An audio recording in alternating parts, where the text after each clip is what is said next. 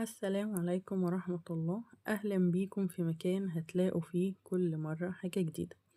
النهاردة إن شاء الله هنعمل مسقعة على الطريقة القديمة، طريقة أجدادنا. معانا حباية من البتنجان، ومعايا كام قرن فلفل حراق وفلفل رومي، ومعايا 3 4 حبات طماطم أو حسب حجم الطماطم الموجودة عندك في البيت، و4 5 فصوص توم على حسب بتحب التوم كتير أو تقلليه، وحباية واحدة بس من البطاطس. يلا نبدأ الخطوات. أول حاجة أنا غاسلة طبعا كل المكونات كويس قوي. هبدأ تقطيع البتنجان وهقطعه شرايح رفيعة علشان أنا هقليه، فهسوي كل حاجة مقلية، هخليها مقلية نص قلية بس، يعني هسويها نص سوا عشان هترجع تكمل سوا طبعا في التسبيكة بتاعتها. هقطع شرايح البتنجان وهركنهم على جنب، وهحضر طاسة على النار فيها زيت، وهخليه يسخن على ما نجهز باقي المكونات بتاعتنا.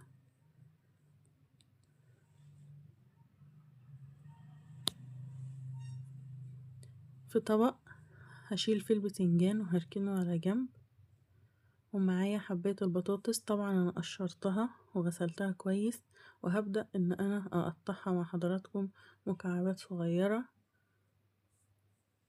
المكعبات تكون لا هي كبيرة ولا هي صغيرة، علشان يعني حسب ما في ناس بتحبها شرايح في قلب المسقعة، وفي ناس بتحب تحط قرون الفلفل كمان سليمة، يعني في ناس اصلا مش بتقطعها، ودي كان اجدادنا زمان بيعملوها. انا ستي كانت بتعملها كده، كانت بتحط البطاطس شرايح زي ما هي اكننا هنقليها كده صوابع، وكمان كانت بتحط قرون الفلفل، كانت تكسر قرن الفلفل كده نصين بالطول وتحطه زي ما هو. انا هنا هنقطعه مكعبات او شرايح صغيرة على حسب. انا طبعا مش بنحب الفلفل اصلا في المسقعة بس لازم يعني عشان بيديها طعم وبيديها ريحة حلوة اوي. هنقطع الفلفل حلقات رفيعة برضو،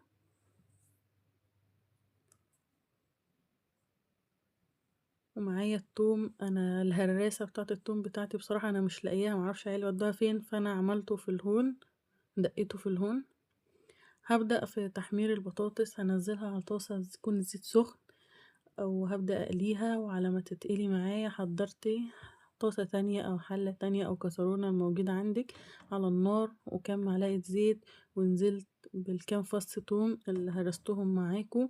اخلي التوم يدوبك بس كده ايه يحمر كده، ياخد اللون الذهبي الجميل اللي احنا عارفينه ده.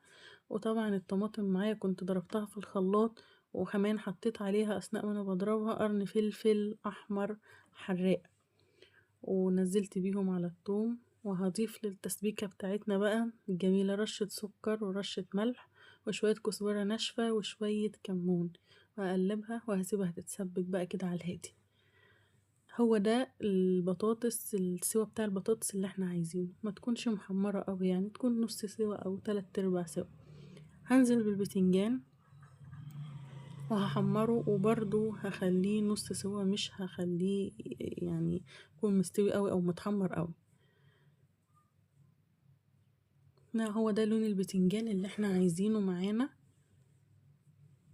يكون يدوبك كده داخل على اللون الذهبي كده، يعني ما يتحمرش قوي. هنطلعه ونحط باقي الكمية، وكمان حطينا الفلفل قليناه نص قلية.